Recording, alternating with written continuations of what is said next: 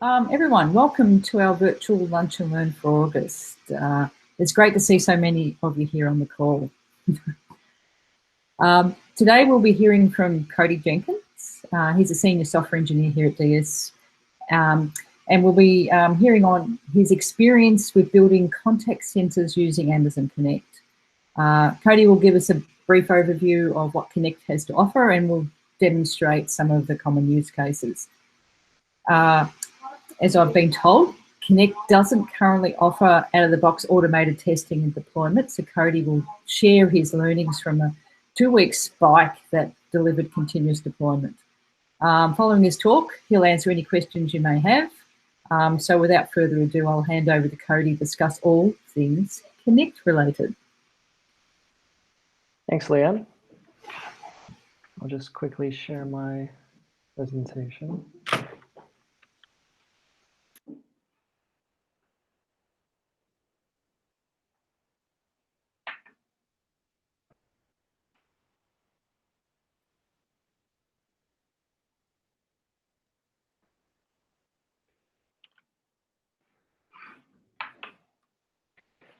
Thank you everyone for joining today and taking the time to listen to the presentation I'm about to give. I'm actually especially excited to give this presentation today because there was a time last week where I thought I wasn't actually going to be able to complete everything altogether. I started to get chills and a fever, and I was kind of worried that I might have the coronavirus, but I got tested and everything's fine, so I was able to finish.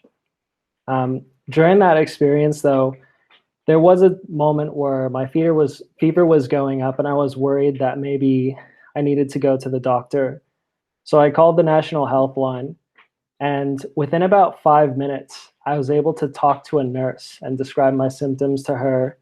And she told me that at the stage I was at, I'm fine and I don't need to worry about it. Just, keep an eye on the fever and everything. And that really put my partner and I at ease that, we didn't need to worry about, going to the hospital. So that sort of got me thinking more, like, because I've been working on Connect for the last few months, actually, that interaction really got me thinking just how important that connection is. Oh, I forgot. If you have any questions as I'm going through the presentation, please go to slide.do and enter this event code. Everyone who is listening to this presentation has had an experience in a call center where they either were left with a bad taste in their mouth because they weren't able to get the sort of solution that they were looking for, or they had a fantastic experience like the one that I had that left them feeling like I have a bit more confidence in sort of the way that things are being handled because I can talk to somebody and I have that human connection to be able to just help me feel like everything's okay. The contact center connection is such a critical part of that. And so Amazon has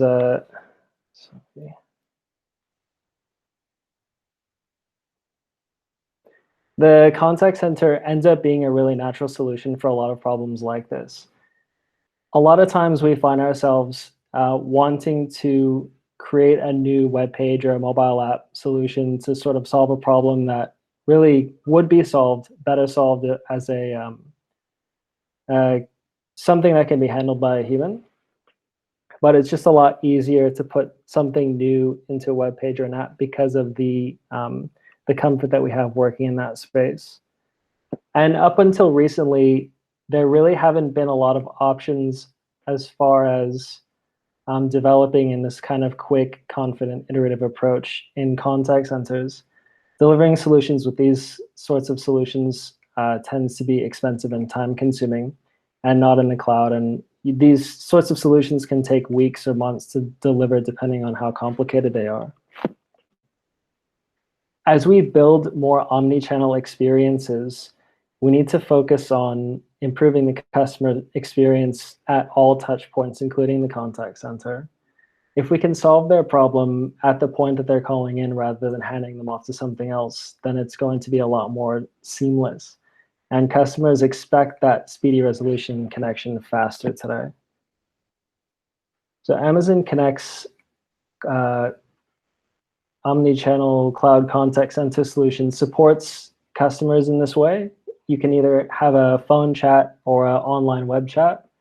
And if you haven't tried out Amazon Connect before, it's a fully functioning contact center that you can set up in under 20 minutes.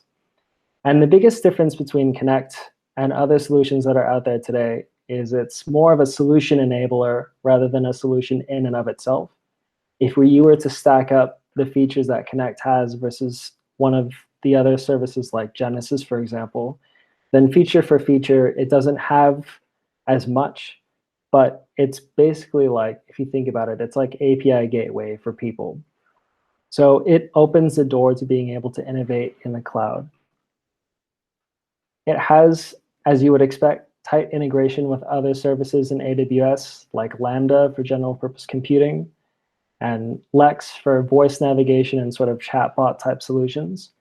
And it's got tight integration with Kinesis video streams for doing transcription and recording. And as you'll hear a bit later, you can use those sorts of transcriptions to extract sort of meaningful information about the interactions between customers and agents. In the time that I've spent working on Connect, these are just a few of the ways that I've seen businesses use Connect solutions to improve the contact center experience. The most common one that I see is wanting to create a more engaging sort of voice navigation menu. To make the call-in experience a bit more engaging with conversational solutions like Lex, we can hook into sort of the existing natural language abilities of AWS. And we can use the information that we already have. Once we've identified a user who's called in, we can make that engagement a bit more personal by using, say, their name or information about the user in that initial conversation. We've also done a bit of work investigating agent assistance tools. For example, in one client, we're looking at transferring the caller to an automated flow for taking credit card payments quickly and securely, which saves time for the agent, but also gives the user a sense of, I'm not reading my credit card details off to a person who may be writing them down. This is against PCI compliance, obviously, but just that feeling of knowing that, that we take the customer's privacy seriously and are able to take their credit card details automatically is a nice, just echoes that sense of taking responsibility for the user's data. And the last one that I've explored at a previous job was using transcription to get some insights on the conversations that the users are having with agents. This isn't something that we've looked very deeply into, but it's something that comes right out of the box with Amazon Connect. The thing is, once you get these flows going, you have to continue iterating over them. And even the first time you deliver them, it's often difficult to get the conversation just right. If you try to design everything up front, which is often an approach in the early stages, then you might find that a lot of the upfront work gets thrown out, which is something that Brian, who is on this call, experienced looking at chatbots with NIB and NIBI. A lot of the conversation design that they did up front, after delivering parts of the solution and doing further user research, they found that they actually needed to iterate quite a lot on those conversations. So it's really critical when you're designing conversations that you need to be able to tweak things as you go to get the flow just right. And even once everything is working well, the market has a tendency to drift away. And sometimes that can be very quickly with things like COVID-19, where the needs of users shifts very dramatically. and the time that we spent carefully crafting conversation flows sort of gets thrown out of whack. So we need to be able to evolve over time frequently and confidently. It's for that reason that I'm most disappointed that Amazon Connect doesn't have as much infrastructure as code and full automation for doing deployments as many of the other services. There's limited CloudFormation support, but to me, the most important missing piece is the lack of ability to design and push the contact flows, which are the configuration of the flows, automatically. So that really limits the ability to iterate, especially because when you make these changes manually, they're prone to errors and are slow. Now, this is something that Amazon says that they're working on to add more Connect resources to CloudFormation. But I wanted to have a look to see what options do we have, what sort of engineering solutions can we put in place to get some of that automated deployment and development scaling working today. This approach that I'm going to go through now is something that I've come up with, it evolved it from another solution that I was looking at previously to scale that.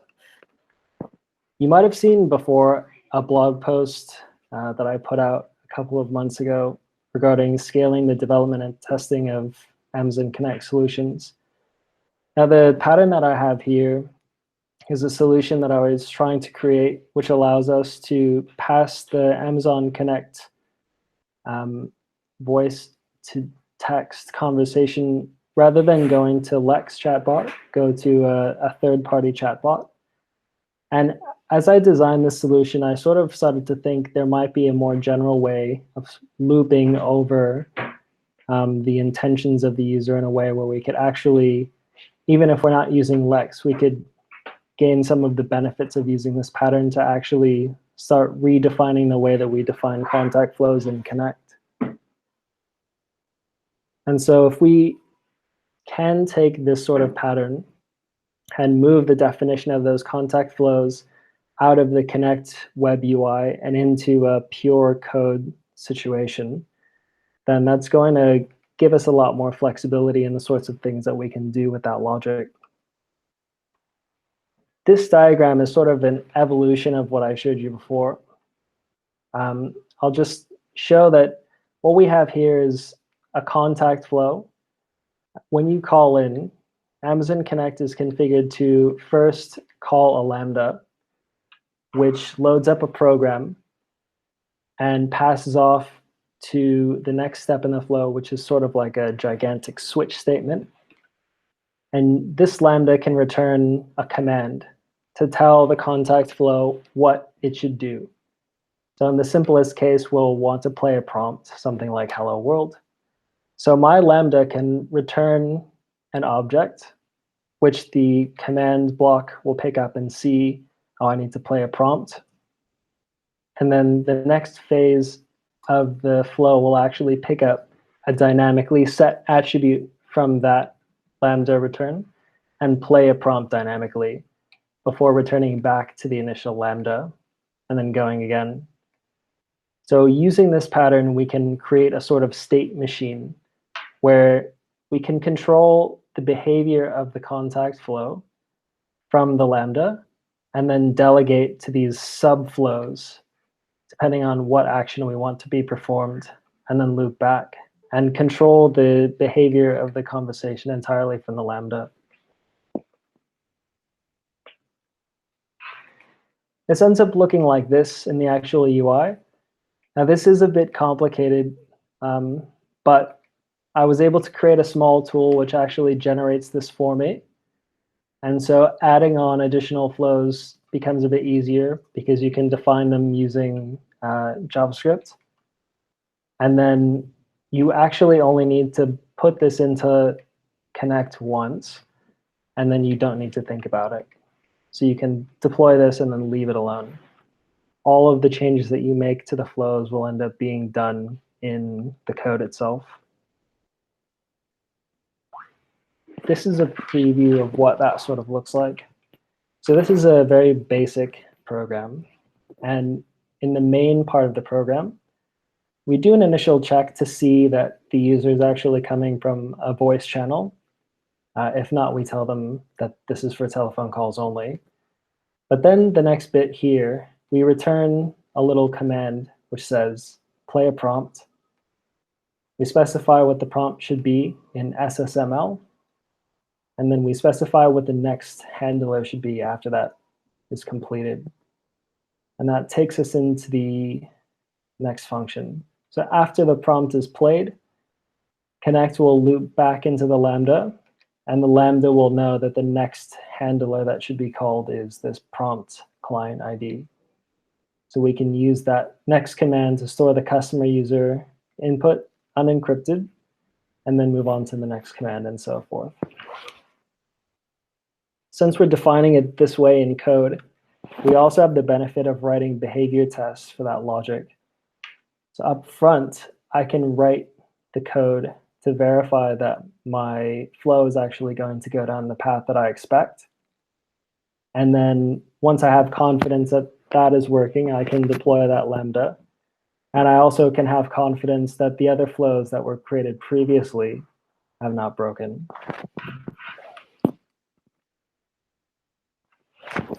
So as I mentioned before, you can use BDD to develop that flow logic. And now that we're in the Lambda space, we actually don't need to deploy anything to the Connect side at all. We can fully automate the deployments to Lambda using any CI/CD pipeline that you're used to using for Lambda. And you get a lot of the benefits of all of the benefits. There's even a way to do aliases in the Lambdas, so you can do canary releases, although that requires a bit of thinking because every time the Lambda gets called, there's a potential for it to go one alias or another. So there is a way to do it. We just have to figure out kind of the right formula for that. And obviously, you enjoy all of the other benefits like CloudFormation logging. One nice feature would be that you can log out all of the flows as they go and actually play back what users have done during that flow. So you can really start to get a good feeling for, are people going through different prompts multiple times, or is anyone dropping off in places that you don't expect, which is not as easy in the out-of-the-box Lambda. So rather than talking about it anymore, I'm going to do a quick demonstration. I'll show you how to write a test up front for a new flow, make the change, and then deploy that automatically.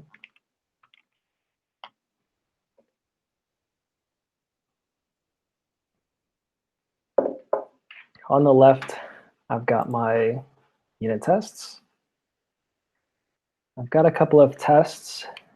This set of tests checks the behavior of a menu, which greets somebody who it does not recognize with a greeting, just a generic greeting. But for anybody who is recognized, then it greets them by their first name. I'm just going to give that conversation a call real quick.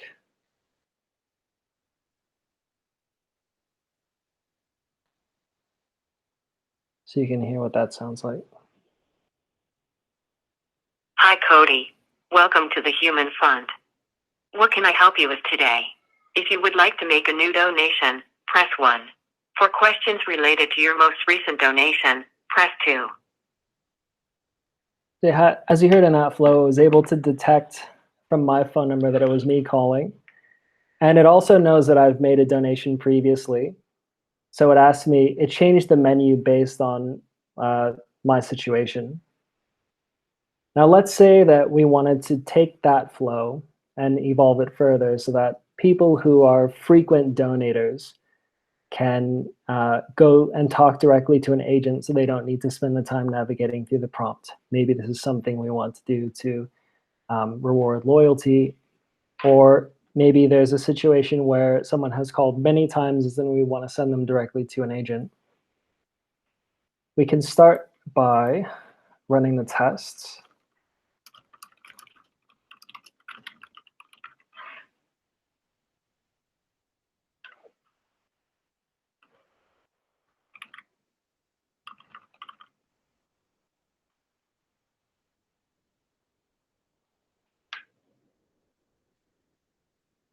So these are for our first two tests.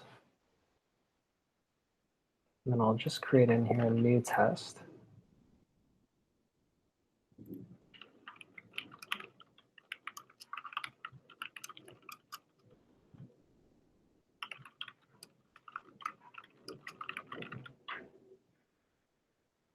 And then I'll quickly add in here a change to my mock so that my user is marked as a frequent donator.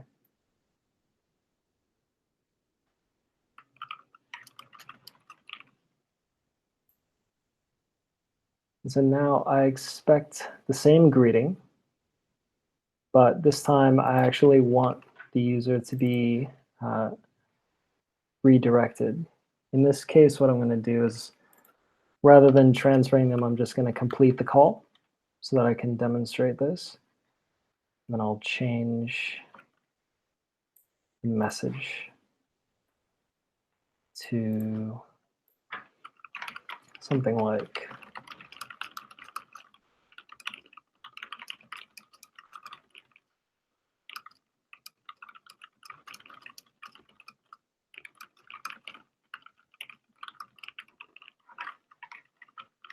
thank you for your frequent donations. Let me get you to an agent so you can sort out your issue quickly. If I jump to my test, it fails as I expected to. And then on the right-hand side, I can write my implementation.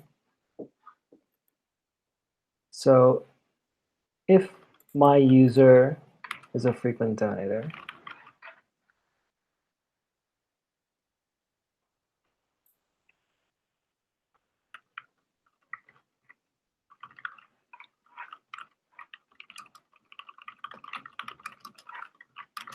if they donate frequently, I want to transfer to agent. Otherwise, I'll just go down the usual flow of prompting them for their call reason.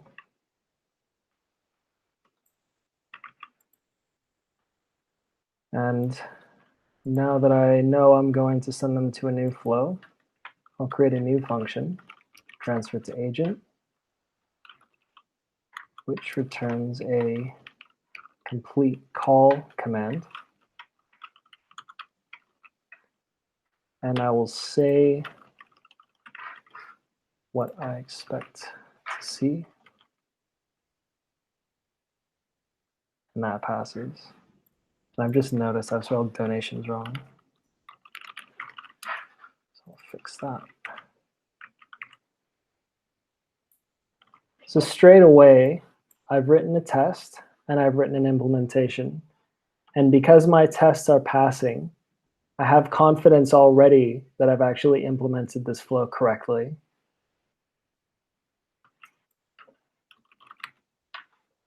Now that I've completed that, I will do a CI run. Now this could be done in BuildKite, but I'm running it from my local machine now just for sake of time.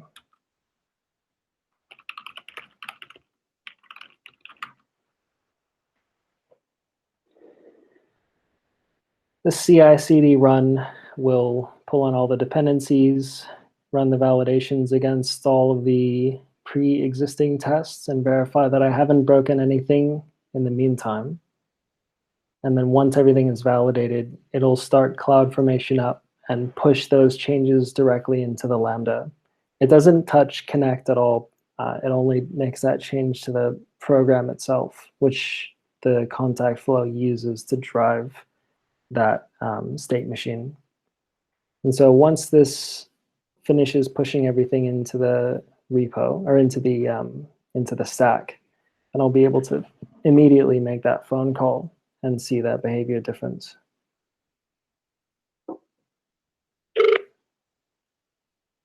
Hi, Cody. Welcome to the Human Fund. What can I help you with today? If you would like to make a new... Might have done that too quickly. Ah, right, there's one more piece.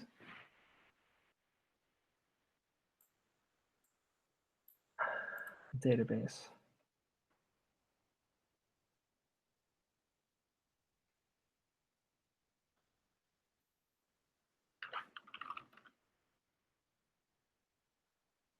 So we got that old flow because my my contact information does not include that new field. So I'll just quickly add that in.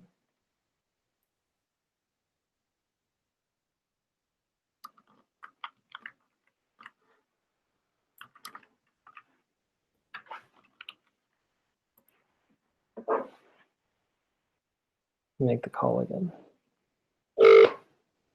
Hi, Cody. Welcome to the Human Fund. Thank you for your frequent donations. Let me get you to an agent so you can sort out your issue quickly. So that's it. Now that change is live. And yeah, that can be your test environment. And then the next step in your deploy is to push that into production. And you can do that and know that that's all going to work without having to lift a finger other than to deploy that into prod. So let me just switch back to my presentation. Where do we go from here? We've seen that we all understand that some of these problems are best handled by humans, and we shouldn't try and shoehorn another feature into the app or into the website to try and solve problems like this. And we understand that the call center is part of an omnichannel experience, and it might be one that hasn't gotten as much attention because of the difficulty innovating in this space. We saw some common contact center experiences that can be improved by using any sort of technology, and how that can have a really meaningful impact on the experience of your customers and the speed that they are served.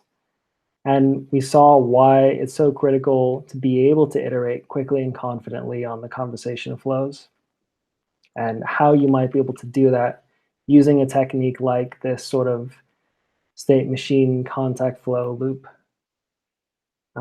So from this point on, it pretty much comes down to looking at what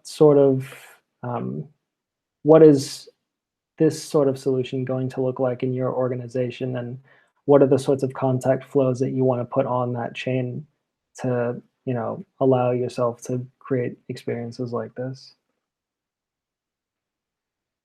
So that's pretty much it. If any questions were submitted into that Slido doc, we can go through those now. And if you've got any questions yourself and you haven't had a chance to leave one, please go on to Slido now and just leave them there, and I'll do my best to answer the questions. I'll hand it off to Erin. Thanks, Cody. We don't have any in the slide. Oh, we just received one. That was fast. How long did it take you to figure this out?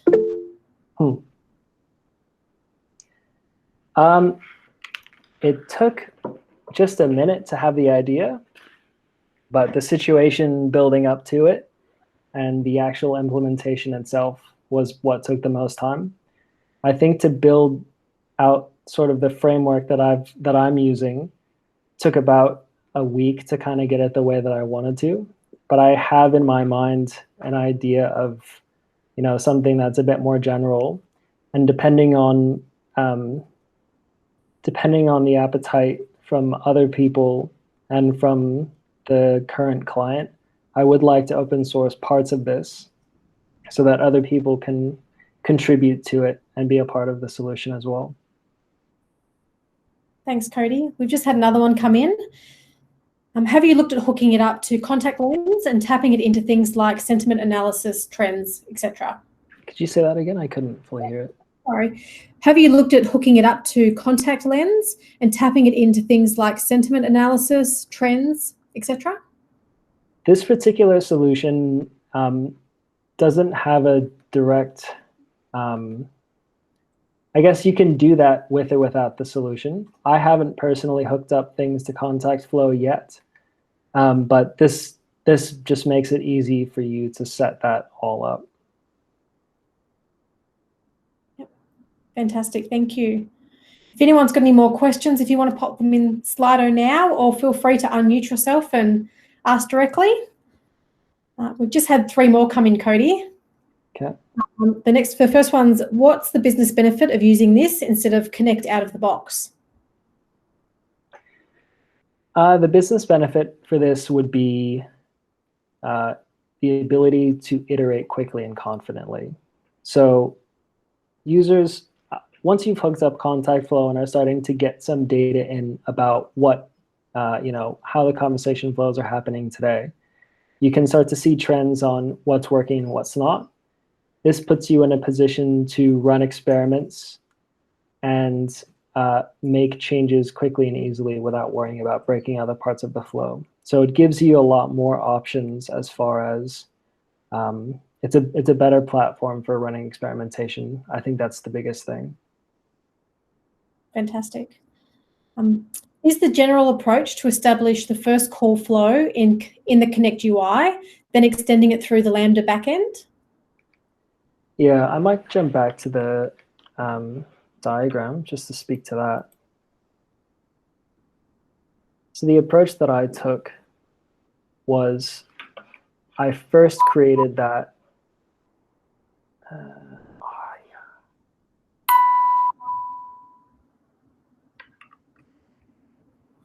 my first approach was basically to create a hello world. So the contact flow is quite simple. It's got, there is another piece in here which sets some initial contact attributes, which are state that gets maintained throughout the entire call. And then I call into this Lambda and start by directing it to go into the hello world play prompt. And I set that flow up. So once I've got that loop working, then I go and define a new command and go about developing the next part of that. Does that sort of answer the question? Whoever has asked the question, feel free to unmute and ask directly.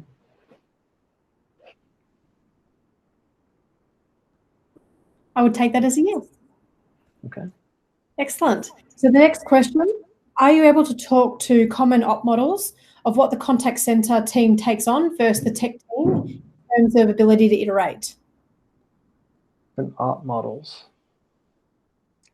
The team that I'm with right now, the development team and the contact center representatives are very available. So that conversation can happen, straight away, straight in Slack. So could you read the question again? I want to make sure I'm answering it correctly. Of course. Are you able to talk to common op models of what the contact center team takes on versus the tech team in terms of ability to iterate? I think probably if I were to just make something up off the top of my head, the contact center team and the development team need to be in constant communication, whether that be a representative in stand-up or a weekly catch-up to see sort of what flows are working and what tools the contact center team can use to improve the experiences for customers. I think the feedback loop itself is a critical piece of it, just like it would be for any other part of the business. The nice thing is that setting up Connect, whether you're running a platform using this approach or just the regular vanilla Connect, you can do a level of experimentation with the team and test things out. But doing it with this approach, you can tighten that loop to be, a couple of days versus a couple of weeks. Great, thanks, Cody.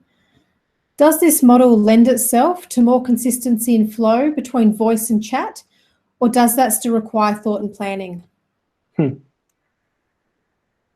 I would say it lends itself to there being more consistency because the barrier to make change is lowered.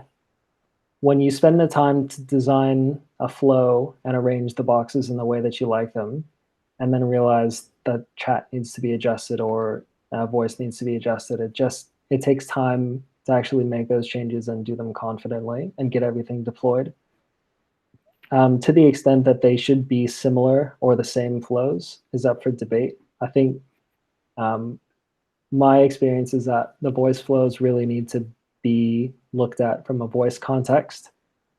and the chat needs to be looked at from a chat context, because some things are easier to say than to type out, and some things are easier to type out than to say.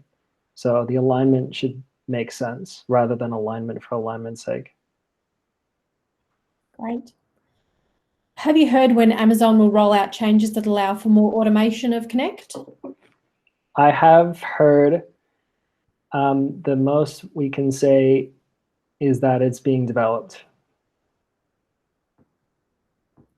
Cool. Does this cater for expansion into new channels and additional AWS or third-party services, such as an omnichannel strategy? Absolutely.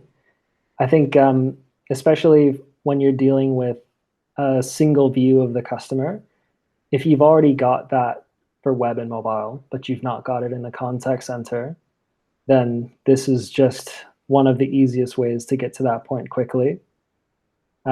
And in addition, when you talk about different modes of communication, so out of the box, Connect supports telephone, obviously. It also supports web chat. There's another channel over SMS, which is not available directly within Connect, but is something that you can hook into. And so obviously, since you're in the AWS ecosystem, you can go and set up a Lambda and an SNS topic and Amazon Pinpoint to actually have those the same sorts of conversations using those tools. Now, the contact flows that you build in Connect cannot be reused for that Pinpoint conversation necessarily. Well, they can't unless you come up with a different way of handling that. But if you were to take sort of the similar approach as we've done, this sort of state machine approach, you can build very similar programs using that loop of Pinpoint and SNS for SMS conversations. Great, thank you. Next question. Do you have any thoughts in treating frameworks to use for BDD with this approach? Any thoughts in what about frameworks? In treating frameworks to use for BDD?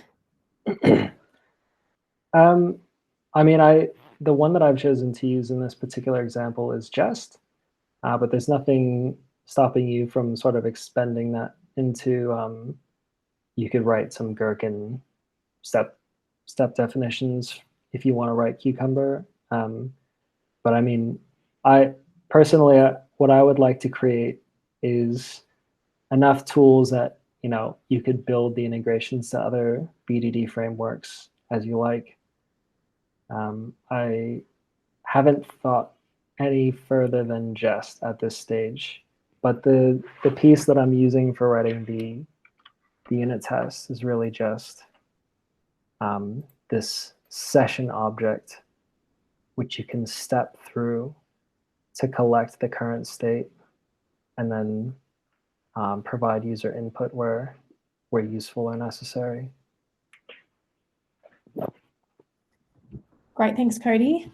How do the values collected within the flow passed on to contact center agents? How does values collected within the flow pass on to contact center agents? Does Amazon Connect handle that? That's a good question. The contact attributes are available to the agents. The way that I've seen it most recently is there is a tool that Amazon provides to do Salesforce integration. And so if you are using Connect and Salesforce is the front end, if you will, for the agent soft phone, then from Connect, you can do things like pop up the current information that you know about the customer with a screen pop. And all of the code that you need to achieve that is both available and documented in the Salesforce trailhead. I believe there's similar integrations for Zendesk. So basically, the information is available. It's just a matter of showing the information that you want to the agent as needed. Great. Last question we've got here. Does Contact Lens Reporting Suite pick up the same data using this approach? without having used context lens with this approach, I can't say with 100% certainty, but I believe the answer is yes, because this approach isn't doing anything other than using the existing contact flow building blocks in a different way. This isn't subverting that aspect of it. So since contact lens is hooked into Connect's infrastructure already, and this is just a different arrangement than is typical, I strongly believe that all of the insights are still there. Wonderful. If anyone's got any more questions, feel free to drop them into Slido now or shout them out. Otherwise, we'll send a link out following Cody's talk to our /DS community that you can join and ask any further questions. But unless you've got anything else, that's it. Cody? Yeah, that's it from me. Thank you very much. Thanks, Cody. Thanks, Cody.